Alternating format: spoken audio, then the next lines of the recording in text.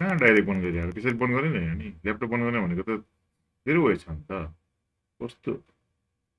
स्टार्टमा जाने यहाँनिर short term power बटनमा सर्ट डाउन गर्ने एउटा अप्सन यो भयो त्यति पनि आएन भने वर्ल्ड प्लस F4 गर्ने सर्ट डाउन गर्ने ओके गर्ने यो पनि झ्याउला भने अर्को भनेको विन्डोज र एक्स गर्ने त्यहाँबाट फेरि एकचोटि यु दबाउने अर्कोचोटि यु दबायो भने के हुन्छ सर्ट डाउन हुन्छ एस दबायो भने स्लिप हुन्छ आर दबायो भने स्टार्ट हुन्छ भनेपछि के गर्नु पर्छ सर्ट डाउन गर्नलाई यु दबाउनु पर्यो अझै यो पनि झ्याउ लाग्यो अझै तपाईँलाई समय चाहियो भने राइट क्लिक गर्ने यता new folder pneuma जाएर right click गर्ने न्यू गर्ने यहाँ के गर्ने सर्टकट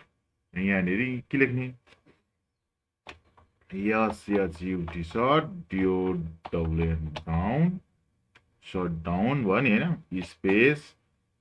अनि हाइफन ड्यास यो भने नि यस फेरि स्पेस ड्यास हाइफन फेरि टी स्पेस 00 गर्नुभयो भने तपाईँको नेक्स्ट गर्ने एउटा यो चाहिँ टाइम सुरु फर्स्ट लाग्छ त्यसबाट चाहिँ क्लिक गर्ने बन्नु चाहिँ यो सटडाउन पनि अब यो सटडाउन भने के हो भन्ने गाह्रो नचिन्नेलाई यसलाई सटडाउनकै लोगो हालिदिउँ न त पटपट्टि जानुहोस् राइट क्लिक गरेर यहाँ सर्टकट के भन्ने सर्टकट छ यहाँ के छ चेन्ज आइकन छ चेन्ज आइकनमा जानुहोस् ओके गर्नुहोस् यहाँनिर